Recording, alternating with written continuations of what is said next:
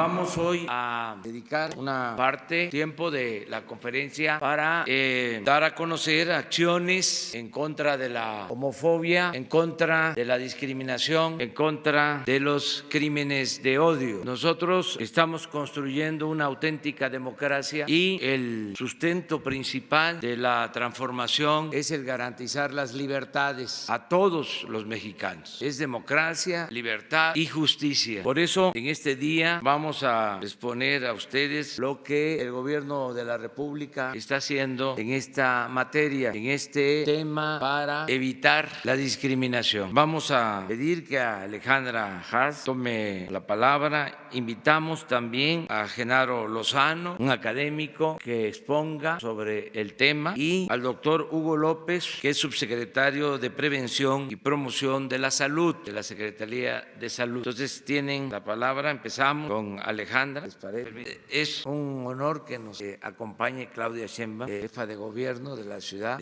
Alejandra Encina, y la directora Andrea González, directora de la clínica Condesa, estén aquí con nosotros. Muy buenos días a todas y a todos. Hoy las personas de la diversidad sexual siguen viviendo con miedo. Miedo a expresar sus sentimientos y sus afectos hasta con sus familias. Miedo a hacer cosas tan cotidianas como ir a la escuela, ir al trabajo, incluso miedo a salir a la calle. Y tienen miedo porque son rechazadas en sus hogares, son despedidas de sus trabajos, son agredidas en las escuelas y acosadas en las calles. Peor aún, son víctimas de crímenes motivados por el odio, solo por ser quienes son. Y no es justo que las personas vivan con miedo solo por ser quienes son. Como ha dicho el señor presidente, este gobierno ha establecido con claridad que nadie se quede atrás, que representará a todas las personas, ricas y pobres, del campo y de la ciudad, de todas las corrientes de pensamiento y de todas las orientaciones sexuales e identidades de género. Y no se trata solo de palabras, hablamos de acciones concretas para transformar la vida de las personas. Enunciaré solamente algunas de estas acciones. Los servicios de salud serán dignos y apropiados para las personas de la diversidad sexual. Las instituciones de este sector están comprometidas con que se aplique correctamente el protocolo de atención a esta población. También se impulsan acciones de inclusión laboral que garanticen que todas las personas tengan las mismas oportunidades sin importar su identidad o su orientación. Entre otras acciones, reforzaremos la norma mexicana de igualdad laboral y no discriminación para que mejoren las oportunidades para todas y para todos. En las escuelas del país, nuestras niñas, niños y jóvenes están viviendo auténticas pesadillas por ser quienes son o por cómo son percibidos. No podemos permitir que nuestras escuelas sigan siendo espacios de discriminación y de violencia. En el acuerdo educativo recién publicado ya se indica que el sistema educativo será inclusivo y respetuoso de las diferencias. En conjunto, autoridades, maestros y el resto de la comunidad escolar trabajarán para volver realidad este derecho. Para que las investigaciones sobre crímenes de odio sean efectivas y la atención a las víctimas sea digna, todas las procuradurías y fiscalías del país deben atender el protocolo de actuación en los casos que involucren a esta población. Con estas y otras acciones no se pretende otorgar derechos especiales a nadie. El propósito es eliminar la discriminación que impide que las personas ejerzan sus derechos. Otro ejemplo más es la medida que ayer anunció la Secretaría de Relaciones Exteriores. Cualquier pareja, sin importar su orientación sexual, podrá contraer matrimonio en los consulados de nuestro país. Esta mañana, el presidente de México emite un decreto por el cual declara el 17 de mayo no solo como el Día Nacional de la Lucha contra la Homofobia, sino también contra la lesbofobia, la transfobia y la bifobia. Para alcanzar la paz que tanto anhelamos, debemos empezar por combatir nuestros prejuicios. Nos lastiman y dividen a las familias y a la gente. Apoyemos las acciones que pueden impulsar esta transformación social. Todas y todos podemos aportar algo. Muchas gracias.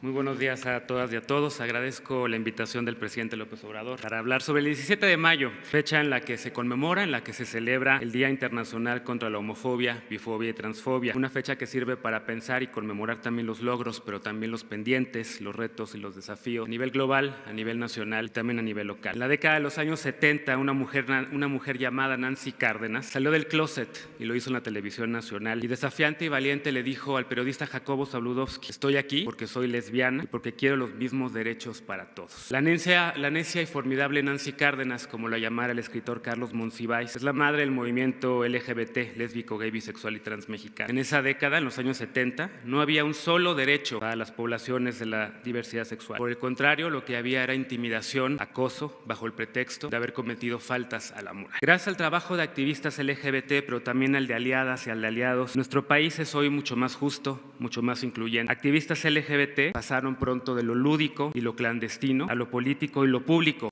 y siguiendo el eco y el ejemplo de Nancy Cárdenas, salieron valientemente a las calles a protestar y a demandar derechos, a exigir dignidad y ciudadanía plena. Justo este 2019 se celebra ya el 41 aniversario de la Marcha del Orgullo aquí en la ciudad. A mediados de los años 90, la irrupción del movimiento zapatista nos hizo voltear a vernos a todos a los ojos y entender las múltiples discriminaciones de los pueblos originarios y también, por supuesto, de la diversidad sexual. A partir del 2001, las feministas lésbicas tomaron la batuta y presentaron la primera iniciativa de ley para reconocer a las parejas del mismo sexo en México y en América Latina. 5 años después, en el 2006, las sociedades de convivencia pusieron al entonces Distrito Federal en la vanguardia de los derechos para las personas LGBT en todo el país. En 2009, el movimiento LGBT, la coalición Sociedad Unida por el Matrimonio Igualitario, impulsó y arropó la llamada Ley Razú, y con ello avanzó el matrimonio igualitario en esta ciudad y la puso además en el radar del mundo entero. Desde entonces se ha desencadenado un lento pero constante efecto dominó en todo México. Tan solo esta semana, tan solo ayer, los congresos de los estados de Hidalgo y de San Luis Potosí aprobaron el matrimonio sin discriminación, y en el Congreso de Chihuahua también se presentó una iniciativa. Esas legisladoras, esos legisladores entendieron que el amor es el amor. Ya son 18 los estados que permiten por la vía legislativa o por la vía judicial el matrimonio sin discriminación. 18 estados de 32, ya son la mayoría. El matrimonio igualitario es mayoría ya, y debemos sentirnos muy orgullosas, muy orgullosos de los activistas, de legisladoras, de legisladores aliados y del Poder Judicial, también de nuestra Suprema Corte, que ha validado y exigido también estos derechos. Pero también hay que estar muy orgullosos de la gente, del pueblo. La más reciente encuesta nacional de discriminación que se presentó ayer, realizada por CONAPRED, indica ya que el 60% de la población mexicana apoya el matrimonio igualitario, 60% a favor, y entre los jóvenes de 18 a 30 años este número crece hasta 70%. Hace apenas 15 años esto parecía impensable. Esto ya cambió y es de celebrarse, pero no ha sido fácil. Lo mismo ocurre con la identidad de género. 6 estados del país tienen ya leyes que reconocen el derecho a la identidad para las personas trans. Falta todavía mucho por hacer, pero ayer justo una joven abogada, activista indígena y mujer trans llamada Jessica Marjan detalló los retos para las poblaciones en la Secretaría de Gobernación a integrantes del gabinete del Gobierno de México, que dicho sea de paso, es el gabinete más aliado en la lucha de los derechos humanos para las personas LGBT en la historia de este país. Hemos avanzado colectivamente mucho y celebramos colectivamente lo logrado hasta ahora. E incluso hay excelentes noticias, históricas noticias en el tema del VIH-Sida que presentarán más adelante, pero el panorama dista de ser óptimo. Según la organización Letra S, 473 personas fueron asesinadas en el sexenio anterior simplemente por ser gays, lesbianas o trans, y este año ya van 28. Apenas la semana pasada, a menos de 3 kilómetros de aquí de donde estamos, de Palacio Nacional, un restaurante llamado La Cañita fue atacado por sujetos con odio a las mujeres lesbianas, porque el odio mata. La ideología del odio que diseminan grupos antiderechos mata. La lesbofobia mata, la transfobia mata, la homofobia mata. Así de simple, así de fuerte, así de contundente. El gobierno que encabeza, presidente, el gobierno que encabeza Andrés Manuel, tiene que decirlo muy claro: no hay cuarta transformación posible sin las personas LGBT en México. Nuestro país no va a ser más justo, seguro e incluyente si seguimos discriminando, si seguimos diciendo que estos temas no importan, si seguimos pensando en consultas para los derechos humanos. México solamente será un país más justo e incluyente si se respeta el derecho de todas las personas a opinar, de la sociedad civil a colaborar de la mano del Gobierno de México, de los periodistas a realizar su trabajo sin intimidación, y especialmente si se avanzan los derechos de las personas más vulnerables, de las personas indígenas, de jóvenes sin oportunidades, de personas trans, de personas con discapacidad, de adultos mayores, de personas que viven con VIH-Sida y de nuestros hermanos y hermanas migrantes que pasan por territorio mexicano. En todos estos grupos, en todas las familias, en todas las calles, en todos los partidos políticos ya hay al menos una persona LGBT. Estamos en todos lados. Somos tus senadoras, somos tus pastores en iglesias cristianas incluyentes, somos tus nietos, somos tus hijas, somos tus hijos, y no estamos enfermos. No hay nada que corregir. Somos personas, somos mexicanas, somos mexicanos igual que tú. En el 2010, Felipe Calderón le abrió la puerta a la homofobia del Estado, al cambiarle el nombre al día que hoy celebramos y combatir el avance del matrimonio igualitario. Y lamentablemente, el Partido Acción Nacional ha votado mayoritariamente en contra de los derechos de las personas. En 2016, el presidente Peña Nieto cambió esta postura, le abrió la puerta a Los Pinos, a la diversidad sexual, decretó el primer Día Nacional contra la Homofobia en nuestro país. Presentó un paquete de iniciativas en la materia, pero su partido, el PRI, lo dejó solo, le dio la espalda. Hoy se acaba de decretar el 17 de mayo como el primer Día Nacional contra la Homofobia, lesbofobia, bifobia, transfobia, tal y como debe llamarse. La puerta abierta se ha ensanchado y no debe cerrarse, mucho menos en un gobierno de izquierda que lucha por la justicia social, mucho menos cuando la historia de los avances de la diversidad sexual ha ido acompañada de los distintos partidos socialdemócratas y los de izquierdas que han existido en México. Y hay que decirlo, Morena hoy ha votado a favor de todas las iniciativas de matrimonio igualitario y de identidad de género que se han presentado, y lo ha hecho con el apoyo de muchos otros partidos, del PRD, del PT, del Movimiento Ciudadano y en algunos casos del PRI, Partido Verde y Nueva Alianza. México no será un país más libre, más justo y más equitativo sin la diversidad sexual. México no será un país menos desigual hasta que la dignidad de todas las personas, incluidas las LGBT, se haga costumbre. Porque solamente la inclusión y la verdad nos harán libres. Porque el respeto al derecho ajeno, el respeto a la diversidad ajena, el respeto a la otredad es y traerá la anhelada paz. Por ello, todas las personas, todas las identidades, todas las orientaciones, todas las familias, ni un paso atrás. Muy buen día tengan todas y todos. La discriminación mata. Es un grave determinante de los problemas de salud porque restringe el acceso efectivo a los derechos a la protección de la salud, al acceso oportuno y al acceso de calidad. Daña, por tanto, a los individuos, tanto como a la sociedad. Es por eso que en este gobierno el compromiso indeclinable con el derecho a la protección de la salud nos lleva a luchar contra la discriminación y a buscar un acceso igualitario, incluyente a los servicios de salud en todas sus dimensiones. La buena noticia que ya se anunciaba tiene que ver con la manera más efectiva de alcanzar los servicios de salud específicamente para las personas que viven con VIH. En días recientes hemos tenido la inquietud de cómo podríamos combinar dos objetivos fundamentales. El primero y superior, garantizar el derecho a la salud para las personas que viven con VIH, y el segundo, no menos relevante, que es proteger el interés público de los intereses privados que han llevado a México a ser el país de América Latina que paga los más altos costos del tratamiento antirretroviral. Con la ayuda de expertos clínicos de probada integridad, calidad y experiencia y de organizaciones sociales también íntegras, combativas, consecuentes, hemos tenido la propuesta de un nuevo paradigma para el manejo del VIH en México. Este nuevo paradigma nos permitió una ágil e inteligente combinación de optimización médica de los tratamientos con una mejor capacidad de negociación que ha permitido proteger el interés público. En ello quiero agradecer la muy dedicada colaboración de la Ciudad de México, del Gobierno de la Ciudad de México y específicamente del Centro de Atención Integral del VIH de la ciudad a cargo de la doctora Andrea González. En concreto, lo que hemos logrado es histórico. Será histórico conforme va a mejorar la calidad y oportunidad del tratamiento y el prolongar la vida con calidad de las personas que sufren con la epidemia de VIH. Pero también histórico en los ahorros. Hasta el momento hemos tenido ya un abasto continuo de los medicamentos que estaban pendientes y quiero dejar en claro que precisamente por la colaboración generosa del Gobierno de la Ciudad de México pudimos asegurar que en ningún momento se perdiera el abasto en las entidades federativas. Hoy hemos asignado más de 80% de las contrataciones de compra y hemos tenido un ahorro extraordinario, nunca antes visto en nuestro país, de 1.700 millones de pesos. Esto corresponde a más del 50% del gasto anual total en el tratamiento antirretroviral, con reducciones de hasta el 76% en algunas claves, y agradezco también la hábil e inteligente participación de la maestra Raquel Buenrostro, oficial mayor de la Secretaría de Hacienda. Hemos logrado esta combinación inédita de efectividad terapéutica, de eficiencia terapéutica, que nos permitirá seguir avanzando en la lucha contra la epidemia de VIH. Gracias. Bueno, pues esto es lo que queríamos informarles y abrimos, si les parece, sobre este tema y posteriormente tocamos otros temas. Buenos días, presidente. Sobre este tema, preguntarle si su gobierno va a impulsar el matrimonio igualitario, es decir, que ya haya leyes federales, o sigue pensando usted que es un tema que debe ir a consulta. Muchas gracias. Ya hay un marco legal establecido en las leyes,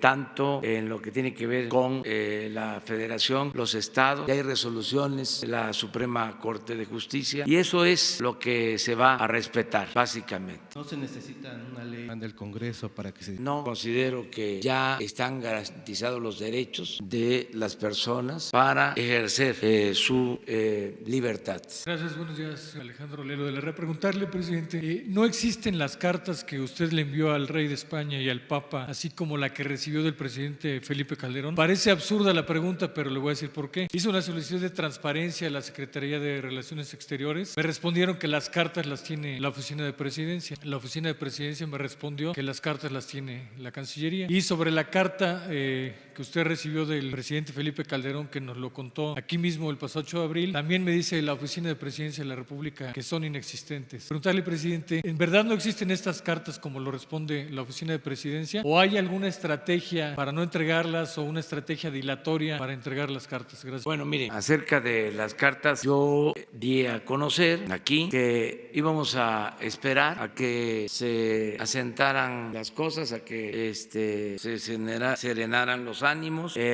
por la polémica que generó la carta al rey, y en eso estamos. Hay elecciones todavía en España, creo que a finales de este mes. Ya a partir de ahí, para ser muy cuidadoso de las formas, vamos a dar a conocer la carta al rey. Presidente, ¿por qué no las entregan? ¿Por qué responde la presidencia que son inexistentes? Pues no sé, pero yo hago el compromiso con ustedes de darlas a conocer a principios de junio, si les parece. Es una cuestión de respeto, de diplomacia. Nosotros dimos a conocer las cartas, mejor dicho, enviamos las cartas y de repente las filtraron. Cuidamos la forma y filtraron la carta. Entonces vamos ahora a dar a conocerla a principios del mes próximo, que pasen las elecciones. Acerca de la carta de Felipe Calderón, pues eso, mañana se las entregamos. El lunes, sí, es que ya es viernes. El lunes se las entregamos, ¿y les parece? Otra muy breve, presidente. Ahora, ¿por qué no tuvimos invitados para esta conmemoración? Siempre ha habido el Día de las Madres, el Día del Niño, etcétera, y hoy no tuvimos invitados. No, aquí en primera fila. A ver, pásenle acá. No era pregunta. Gracias, presidente. No, sin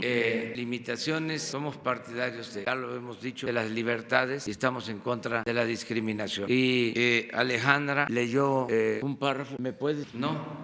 Sobre lo que he sostenido. Sí, nadie se puede quedar atrás. Vamos a representar a todas las personas, a ricos y pobres, a quienes viven en el campo y en la ciudad, de todas las clases, de todos los sectores, de todas las religiones, a libres pensadores, agnósticos, ateos, de todas las corrientes de pensamiento y de todas las orientaciones sexuales e identidades de género. Es un gobierno que representa a todas y a todos los mexicanos. Por eso este día se trata este asunto que tiene que ver con las libertades y con no permitir la discriminación. Independientemente de la forma de pensar de cada quien, tenemos que ser respetuosos de las libertades. No es un asunto de tolerancia, es un asunto de respeto a las libertades. Presidente, buen día. Alfonso Barlas, de Cadena Raza, Radio 620. Preguntarle sobre el tema educativo, ahorita aprovechando la presencia de la jefa de gobierno, la doctora Claudia Sheinbaum, en torno a que se había anunciado el programa de comida caliente en los planteles educativos de primaria y secundaria.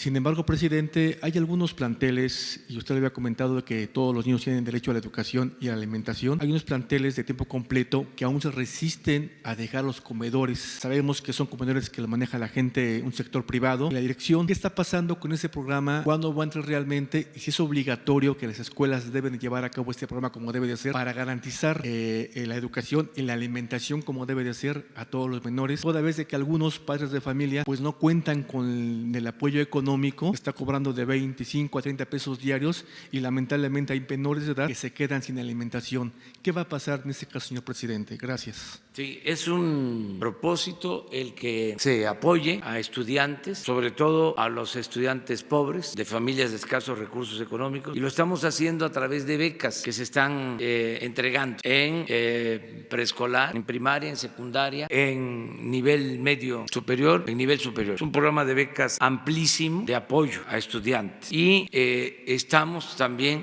buscando la forma de reforzar lo de la alimentación en las escuelas. Existe existe ya en algunos casos, pero no es suficiente. Y lo que queremos es buscar el mejor mecanismo para que funcione bien. Me ha tocado ver escuelas rurales, comunidades muy apartadas, en donde hay muy buena organización de madres, padres de familia, maestros, y las madres se turnan y van a hacer la comida a la escuela. El gobierno da los recursos para los alimentos y es un sistema que funciona bien en la práctica. Eso es lo que queremos, buscar que le llegue el apoyo de manera directa a la organización escolar, a lo que antes eran las sociedades de padres de familia, para que junto con los maestros administren los fondos y se compren los alimentos, se preparen los alimentos y hay alimentos en las escuelas. Sí, gratuita, es el propósito. Vamos poco a poco en esto, pero el gobierno va a garantizar el derecho a la educación a todos y no va a importar la condición económica o social de los padres. Ese es un compromiso. Por eso estamos organizando bien al gobierno. No es una excusa, pero era un desorden. Ayer hablaba yo de que la política, entre otras cosas, es poner orden en el caos. Lo que imperaba, lo que prevalecía era la corrupción, el saqueo. Entonces estamos poniendo orden y esto nos va a permitir pues, tener presupuesto suficiente para atender las necesidades básicas. Lo de los medicamentos es un ejemplo de cómo se repagaban los medicamentos. Se constituyó la venta de medicamentos en una de las industrias más lucrativas de México en los últimos tiempos por la corrupción. Entonces, al terminar con todo eso, pues se va a poder ayudar muchísimo más a la gente, va a rendir más el presupuesto. Buenos días. Tomás de la Rosa, del periódico Eje Central. Señor presidente, hace un par de días comentó sobre la inversión extranjera directa, 10,000 millones de dólares, que es más que el primer trimestre del año 2018, pero me gustaría saber si tiene el dato de cuánta de esa inversión es inversión nueva, porque en el primer trimestre del año pasado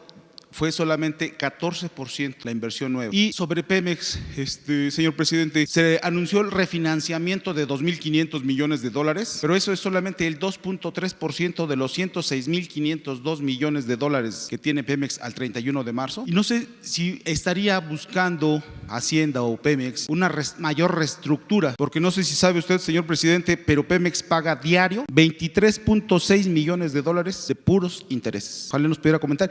Y un poquito también la cuestión de Mexicana de Aviación, señor presidente, está ahí, y me recuerdo que usted en campaña había comentado, había prometido que los iba a revisar el caso para apoyarlos. Hoy en día ya van, creo que 150 trabajadores de Mexicana que han fallecido y no tienen un peso para su liquidación. Gracias, señor presidente. Bueno, acerca de esto último, nosotros estamos esperando que se decida sobre los juicios que existen. El compromiso que hice fue el de no intervenir y mucho menos actuar en contra de los trabajadores, y estoy cumpliendo con eso, esperando que el Poder Judicial resuelva, y estamos en condiciones de ayudar en todo lo que podamos. Acerca de lo de Pemex, pues ya lo hemos explicado bastante. Pemex fue una empresa maltratada por los tecnócratas corruptos, neoliberales o neoporfiristas, que querían destruirla como empresa, pero es tan noble esa empresa porque el petróleo es un gran negocio, de que no pudieron acabarla, destruirla, y ahora esos mismos son los que de manera cínica, cretina, dicen Pemex es una empresa endeudada, cuando ellos mismos la endeudaron. Pemex tiene esa deuda, pero tiene también mucho potencial. Estamos descubriendo nuevos yacimientos petroleros, nada más que esto no se difunde, esto no se dice, y vamos a producir mucho petróleo. Vamos a recuperar la capacidad productiva de Pemex. Y sí, Pemex tiene una deuda de un poco más de 100,000 millones de dólares, 107,000 millones de dólares aproximadamente, que por cierto no ha crecido esa deuda en lo que llevamos, ni va a crecer. 1.3. No, según datos de Pemex. No hay incremento de deuda en términos reales. Oiga, señor presidente, pero okay. Permíteme, porque es muy interesante. Ojalá ya, como dicen los jóvenes, ya chole, con todo respeto. Pero está bien seguirlo explicando. Miren, Pemex tiene esa deuda que se contrajo en los gobiernos anteriores, cuando no se debió endeudar a Pemex. Como se padece de amnesia, hay que estar recordando de que con Fox y con Calderón se recibieron dinero, se recibieron fondos, se recibió dinero por la venta de petróleo al extranjero como nunca en la historia, raudales de dinero, y todo se fue por el caño de la corrupción o se utilizó para financiar el gasto burocrático. También saben para qué, para condonar impuestos a sus allegados. Entonces, no se debió endeudar a Pemex como se hizo. Pero nosotros estamos optimistas porque Pemex produce mucho. Es la empresa más rentable de México y es una de las empresas más rentables del mundo por una razón sencilla. No se le paga renta a la naturaleza.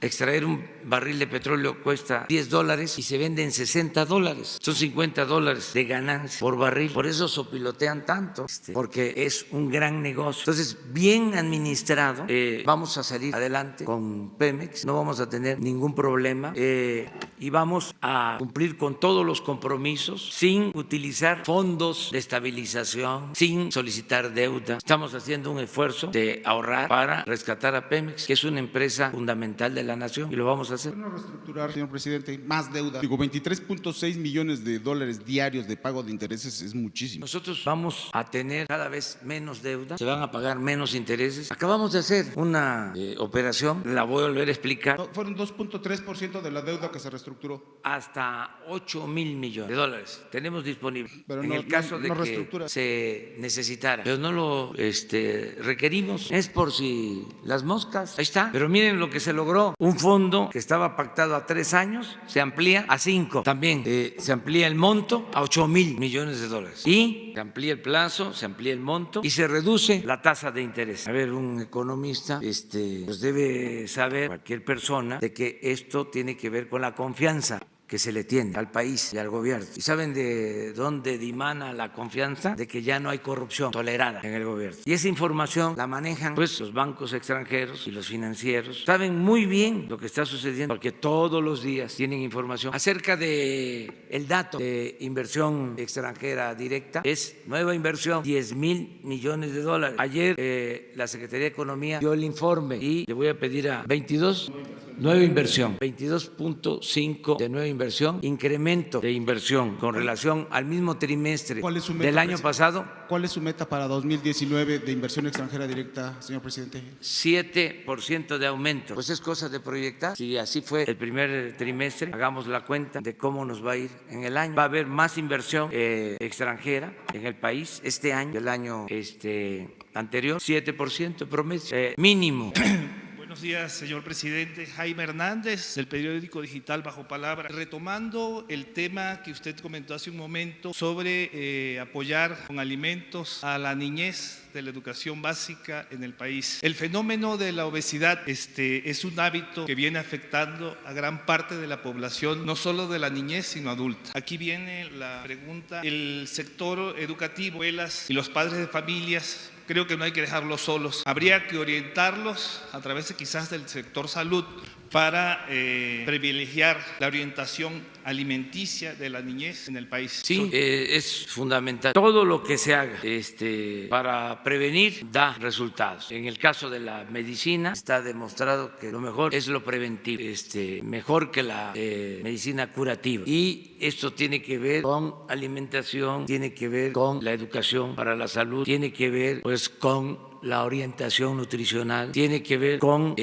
hábitos, tiene que ver con la práctica del deporte, el ejercicio. Todo esto es muy importante y es lo que se está haciendo, dando más importancia a lo preventivo. Página Ciudadana, después de varios años, volverlo a ver. Dos preguntas. Una, dice, el destino nos alcanzó, hay mucha contaminación. ¿No sería bueno retomar los ventiladores que propuso el ingeniero Alberto Castillo, que tanta burla le hicieron en el pasado y son utilizados en otras naciones? ¿No es momento de repensar y retomar esa propuesta? Es la primera bola. La segunda bola, señor, usted habla de justicia. ¿Es justo que la clase media, la clase trabajadora, pague impuestos y se pague por trabajar? ¿Cuál es su opinión? Mire, Claudia tiene que irse, pero a mí me gustaría que antes de irse que contestara a la primera pregunta. Gracias, presidente. Buenos días. Es una alternativa que se ha estudiado mucho, no es una alternativa viable. En realidad, para reducir la contaminación, pues hay que ir a las fuentes de la contaminación. En el caso de la zona metropolitana tiene que ver con vehículos, tiene que ver con industria y recientemente por las elevadas temperaturas, los incendios agroforestales, etcétera. Entonces, ahí es donde hay que ir para reducir emisiones.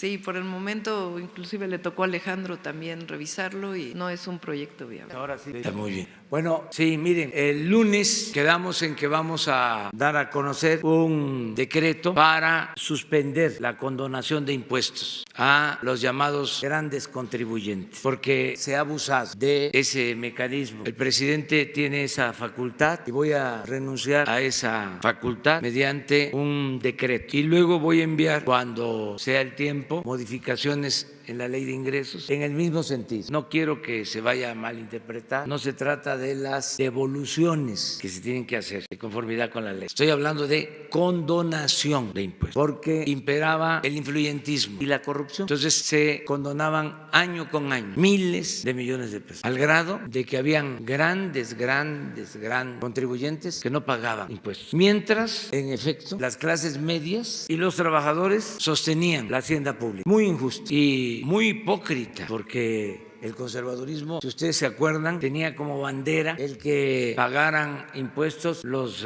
viene, los franeleros, los que se buscan la vida como pueden, porque se les cerraron las opciones, las alternativas, mientras ellos no pagaban impuestos. Una gran hipocresía. Entonces, eso se va a terminar. El lunes vamos a informar sobre este asunto. Es parte también de los cambios. No es modificar el marco legal, no es ninguna reforma fiscal. No estoy incumpliendo el compromiso de no cambiar leyes fiscales. Dije, no van a aumentar los impuestos, no van a haber impuestos nuevos. Eso se cumple. Es nada más terminar con privilegios, que se termine con estas prácticas. Y me ayuda mucho, porque ya sí, no van a estar pidiendo audiencia para tratar ese tema. Es bastante suficiente.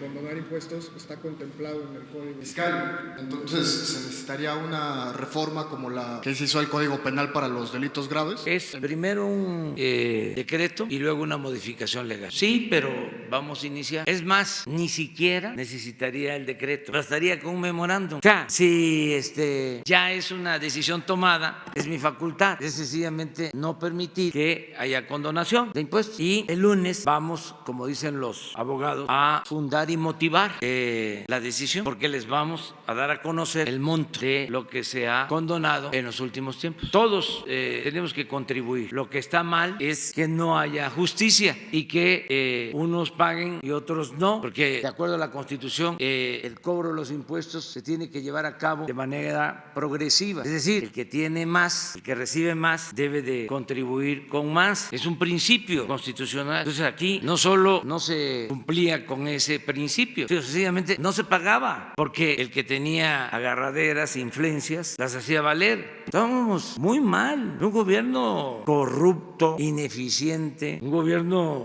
dominado por el influyentismo, faccioso, un gobierno convertido en un comité al servicio de unos cuantos. El gobierno no representaba a todos los mexicanos. Presidente, buenos días. David Pérez de Tejada, Informe 24. Con el tema de hoy, en esta lucha por la igualdad de personas del mismo sexo, ¿se contempla ya algo sobre los pensiones que tengan cuando fallezca la pareja, que reciban ese dinero, esas facilidades, o para adoptar niños? Eso está en proceso. Eso pues es la misma sociedad y las autoridades correspondientes las que van a decidir. Es un proceso, pero lo importante es que se vaya avanzando para el ejercicio pleno de las libertades y que no haya discriminación. Una compañera. Gracias, buenos días. Rocío Méndez, de Noticias MBS. ¿Qué pasó, señor presidente? ¿Aumentó el desempleo de 3.1 a 3.4? ¿Cuál es el diagnóstico que usted recibió? ¿Qué se hará al respecto? Y también nos gustaría pedirle tanto a la señora Haas como al subsecretario Encinas que nos expliquen qué acciones van a tomar al respecto de los crímenes de odio después de los datos que se dieron a conocer que continúan estas agresiones, sumando 28 homicidios en lo que va de esta administración. Gracias. Sí, mire, acerca de lo del desempleo, yo tengo información que hay más oportunidades de trabajo en la actualidad. No se mide porque no todo lo está registrando el Seguro Social. Por ejemplo, hay 500,000 sembradores que están ya contratados. A ver, quiero ver la cifra. Son 500,000 jóvenes que están en el programa de Jóvenes Construyendo el Futuro. 500,000 y 200,000 sembradores. En el caso de los jóvenes, 3,600 pesos mensuales de aprendices, pero son 500,000 que no está registrado. Se puede decir es apenas un poquito más de salario mínimo, pero en el seguro se inscribe a partir de salario mínimo. En el caso de los jornaleros, de los sembradores, son 200,000 y es un jornal de 5,600 pesos mensuales. Entonces, estamos hablando de 700,000 que no están incorporados y va a ir creciendo el número. Calculamos que en 3 meses ya vamos a tener 1 millón de jóvenes, de 500,000 a 1 millón, porque se está trabajando para que tengan tutores. Ya se hizo el censo, hay más solicitantes, pero se está enlazando al tutor con el joven aprendiz. En el caso de los sembradores, sí ya están completos. Este año son 200,000, el año próximo son otros 200,000, van a ser 400,000 para sembrar 1 millón de hectáreas de árboles maderables y frutales. Hoy voy a una gira, hoy inicio una gira por Chiapas y Tabasco para evaluar este programa. Solo en Chiapas son 80,000 sembradores. Entonces, todo esto no se registra en las cifras de desempleo, pero vamos bien. Yo no me atrevería a decirles mentiras, a decir vamos bien si no fuese cierto. Lo que pasa es que nuestros adversarios se frotan las manos pensando que nos va a ir mal y pues se van a quedar con las ganas porque nos está yendo bien, afortunadamente. Vamos bien y de buenas. El día 1 de julio voy a informar al pueblo de México a detalle todo, en qué avanzamos, en qué estamos igual que antes. Sí les puedo decir que casi en nada se ha retrocedido. Todo ha sido avance. 1 de julio.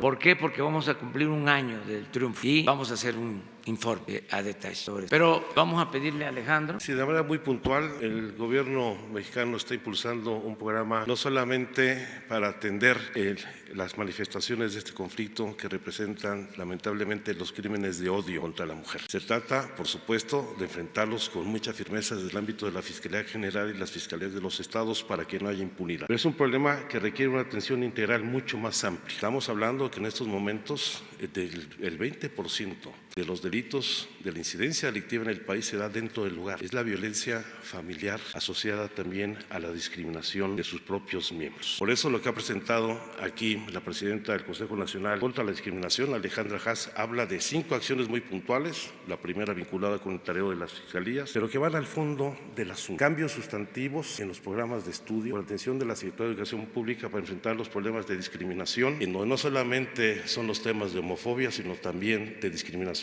contra la mujer. Las acciones de la Secretaría de Salud para evitar la discriminación en la prestación de los servicios en los servicios de salud pública. Las tareas de la Secretaría del Trabajo para que nadie sea discriminado y se le impide el acceso al trabajo por su condición de género o su preferencia sexual. E incluso el cómo la Secretaría de Relaciones Exteriores va a facilitar el matrimonio igualitario en los consulados de México en todo el mundo. Pero hay otras acciones que se están llevando adelante. Por ejemplo, el Consejo Nacional de Población, aquí está quien lo encabeza, su secretario general Carlos Echarri, pondrá énfasis particular en desarrollar nuevas tareas, nuevos programas que permitan enfrentar las causas de origen de los problemas, evitar el embarazo temprano de niñas y jóvenes menores de edad, dar una visión distinta de los viejos esquemas de planificación familiar para avanzar en los programas de salud sexual y reproductiva e incluso en el Registro Nacional de Población estamos avanzando en otorgar el derecho a la identidad de las personas transgénero. Creo que son temas muy importantes que se fortalecerán con la acción de la Comisión Nacional para Erradicar la Violencia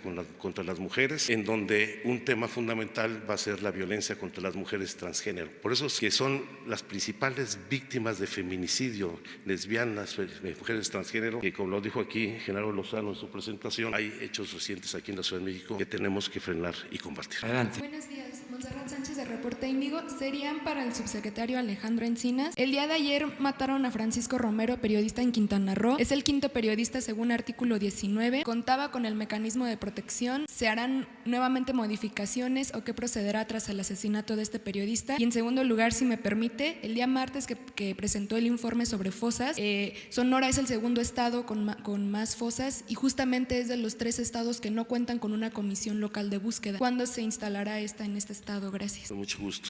Sí, efectivamente, lamentablemente ayer se registró el homicidio de Francisco Romero Díaz, quien era reportero del periódico de Quintana Roo y de otros medios como le ocurrió aquí, que era un medio electrónico. Él estaba incorporado desde julio del 2018 en el mecanismo de protección con la mayor parte de las acciones que se otorgan, un programa muy severo de protección donde incluso se estableció un domicilio para que radicara en la Ciudad de México, el cual él decidió dejar a un lado y regresar a vivir a Playa del Carmen. Por supuesto que estamos haciendo la investigación del caso. caso asociada a la que se ha abierto por parte de la Fiscalía del Estado, tomando en consideración particularmente la declaración de su esposa, quien señala que efectivamente el mecanismo había venido cumpliendo con su responsabilidad y el personal de escolta lo estuvo acompañando hasta su casa ese día donde pernoctó, y lamentablemente él salió sin haber dado aviso a nadie y sucedió este percance. Pero esto tendrá que desarrollarlo sin lugar a dudas la investigación de la Fiscalía, y estamos dando todo el apoyo a la familia, como también al personal del medio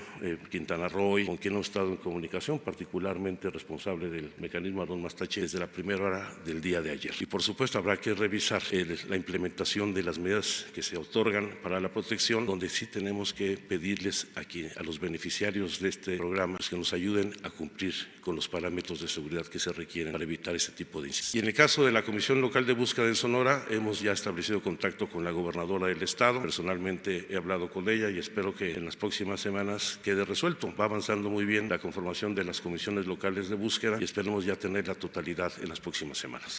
Sí.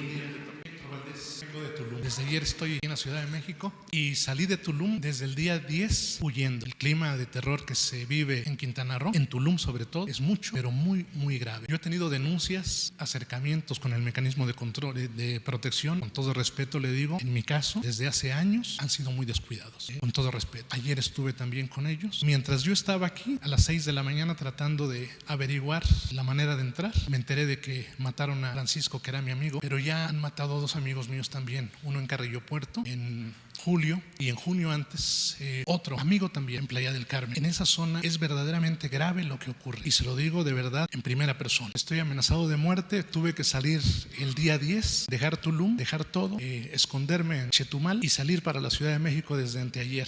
Hace 4 días llegué a Toluca primero y estoy aquí.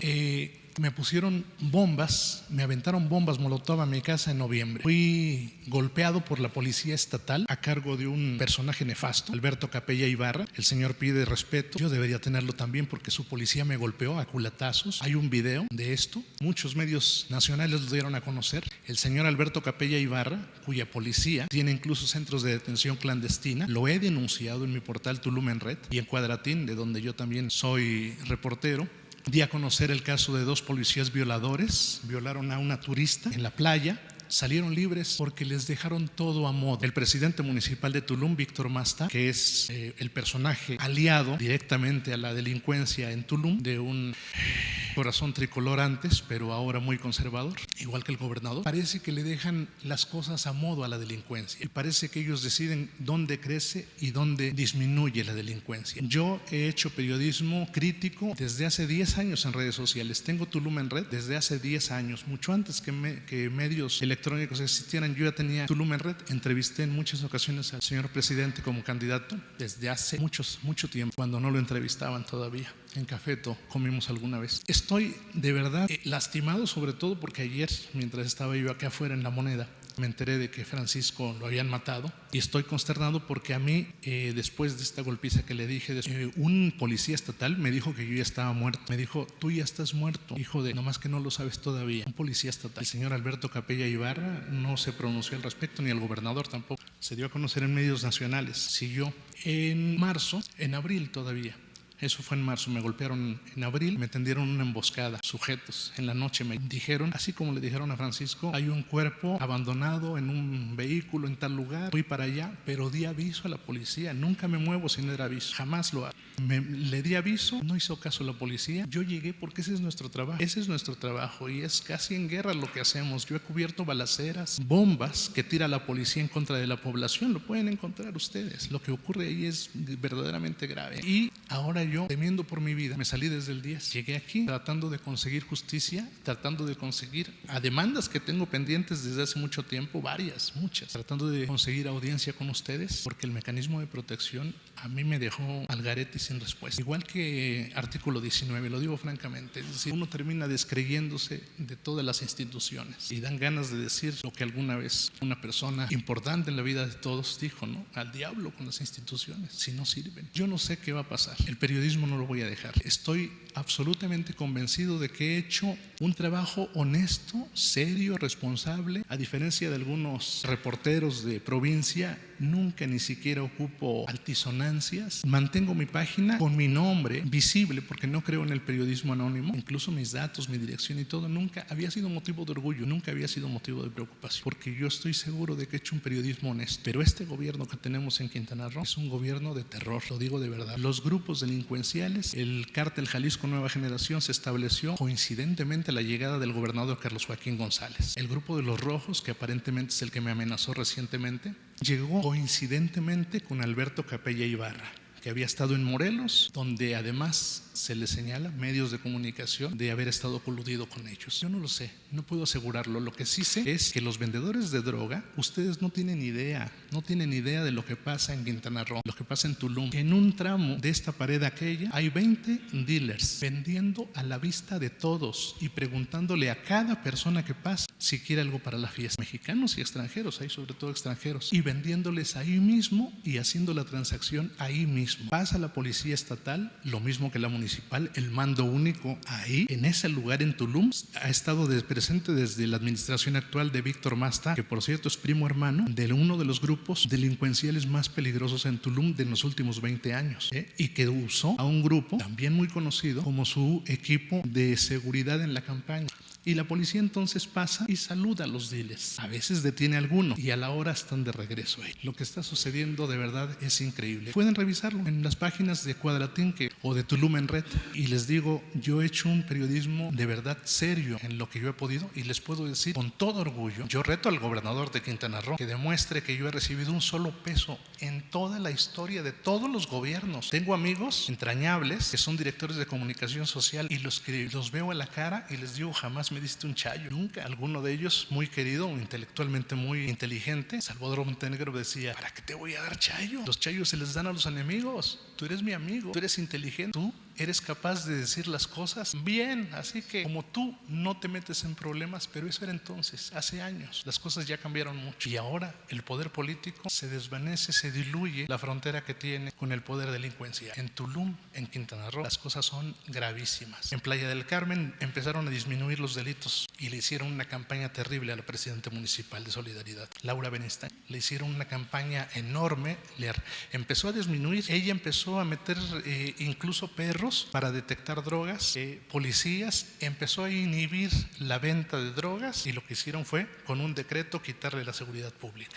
En Tulum el mando único está, pero hay cientos, no es broma, cientos de vendedores de droga, 20 vendedores donde yo me siento a tomar café, ahí están a la vista de todos. La policía pasa. Si uno da a conocer algo, la policía te amenaza de muerte, como en mi caso. Si cubro una balacera, y hay muchas, y las he cubierto, pueden revisar, te amenazan de muerte los delincuentes. ¿Dónde? ¿Dejar el periodismo? ¿Dejar de hacer lo que hacemos? A lo mejor lo tenga que dejar de hacer, pero no creo que sea justo por la impunidad que hay. Es una impunidad gigantesca, no tienen idea de lo que... Y se los digo de corazón, ojalá que la justicia federal, ojalá que las acciones federales sean capaces de revertir algo que está pasando en Quintana Roo y en el resto del país también, en muchos lugares, pero en Quintana Roo está creciendo como nunca se había visto, nunca jamás en toda la historia, ni en los gobiernos más oprobiosos yo había visto esto. Nunca fui tan amenazado, y fui amenazado antes y fui metido a la cárcel, pero nunca jamás había visto, estoy viviendo ahora, jamás. En toda la historia de Quintana Roo. Y el gobierno de Roberto Borge, que yo lo criticaba cuando todos lo aplaudían, los mismos que ahora están aplaudiendo al gobernador en turno, yo criticaba a Roberto Borge, ellos lo aplaudían también. Nunca un peso ni del gobierno municipal, pero a cambio el presidente municipal en su campaña dijo que lo único que tengo es un carro pagado a plazos, todavía lo terminé de pagar, 3 años. Fue capaz de decir frente a gente que me lo había comprado el PRI, cuando yo nunca he sido priista. Yo he sido, y lo dije en mis redes sociales, lo dice, yo soy peje zombie desde hace muchísimos años, pero incluso se envenena el ambiente. La cantidad de acciones que hace el poder envenenan el ambiente, empiezan a sembrar, es un chayotero, recibe dinero del cacique aquel, recibe dinero de esto, pero yo sobrevivo apenas. El periodismo es muy mal pagado, muy mal pagado. Yo recibía apoyo de 2 hoteleros amigos míos, una pequeñez para sobrevivir, ya no me lo dan. El apoyo por manejar algunas notas a favor de ellos, de las cosas benéficas que hacían, no me lo dan porque no quieren meterse en problemas con el presidente municipal. Lo van ahogando aún, lo van ahogando. Terminan ahogando económicamente, empiezan a amenazarlo, empiezan a querer emboscarlo. A mí me quisieron emboscar, bombas en mi casa, amenazas de muerte todos los días. Yo no sé qué se puede hacer, pero yo creo que urge que la impunidad, sobre todo en Quintana Roo, de verdad y de corazón. Muchas gracias. Mira, nosotros vamos a luchar como lo estamos haciendo todos los días para garantizar la paz y la tranquilidad en el país. Es nuestro compromiso, es todo un desafío y estoy absolutamente seguro de que vamos a salir adelante, de que va a haber justicia y va a haber paz y va a haber tranquilidad en el país. Y yo puedo aquí exponer sobre las razones de mi optimismo, pero solo les diría que ya no se tolera la corrupción, la impunidad en el gobierno de la República y que eso es una ventaja. Yo dije, para aclararlo, al diablo con sus instituciones, porque sostenía y sigo sosteniendo que las instituciones estaban secuestradas, estaban tomadas al servicio de una facción, de un grupo. Ahora es distinto. Ahora las instituciones tienen que estar al servicio del pueblo, de los ciudadanos. Entonces vamos nosotros a hacer todo lo que esté de nuestra parte. Lo estamos haciendo todos los días. Yo repito, estoy optimista. No es un asunto fácil porque dejaron al país en una situación lamentable. Todo esto que está pasando es pues el saldo de 36 años de política neoliberal, 36 años de abandono al pueblo, 36 años de corrupción, de impunidad, y por eso se desató la inseguridad y la violencia como nunca se había visto. Pero todo esto va a cambiar y en tu caso, que mereces todo nuestro respeto y toda nuestra protección, nuestro apoyo, nuestra ayuda, Alejandro va a hablar contigo ahora para ponerse de acuerdo, protegerte, apoyarte, respaldarte en todo, para que puedas ejercer tu oficio, que es un noble oficio, y que así todos los mexicanos podamos trabajar y vivir en paz. Ese es el propósito. Yo quiero aprovechar también, porque son casos que duelen mucho, todos los homicidios, todas las pérdidas de vidas humanas duelen, todas. No somos robots, somos seres humanos, tenemos sentimientos. Nos duele lo que sucede en el país, sobre todo cuando pierden la vida mexicanos, seres humanos. Y por eso quiero aprovechar para mandar un abrazo al diputado Marco Adame, que perdió a su hermano, también por la violencia que desgraciadamente prevalece en el país. Y a todos nuestros más sentidos pésames, y al mismo tiempo acompañado de ese pésame, de esa solidaridad, el compromiso sincero, serio, de que no vamos a dejar de atender este grave problema del país. Todos los días, desde muy temprano hasta muy tarde, estamos dedicados a atender los asuntos públicos y en particular lo que tiene que ver con la inseguridad y con la violencia. Estamos haciendo todo. No estamos viendo el problema por encima, no dándole importancia. Estamos atendiendo como se merece un asunto de esta naturaleza y lo estoy haciendo personalmente. Y me están ayudando servidores públicos también comprometidos. Me están ayudando los marinos, me están ayudando los militares, dos instituciones importantes, la Marina, la Secretaría de la Defensa, la Secretaría de Seguridad Pública, me está ayudando la Secretaría de Gobernación, me ayudan servidores públicos sensibles como los que están aquí, gente honesta como Alejandro, con buenos sentimientos, gente responsable. Todos estamos trabajando unidos, juntos, para garantizar la paz y la tranquilidad, y así vamos a continuar. Ese es el compromiso que hacemos contigo, con los habitantes de Quintana Roo y de todo México, vamos a terminar porque ya tengo que salir. Vamos a Chiapas a una gira, vamos a estar en Pichucalco, vamos a estar también en Palenque, Ocosingo, vamos a estar en el Plan Balancán, vamos a hacer una evaluación del programa Sembrando Vida en esta gira, y nos vemos el lunes. Los que quieran acompañar están invitados todos a acompañarnos. Son giras de trabajo, de evaluación, pero nos damos tiempo para contestar preguntas, informarles. Muchas gracias.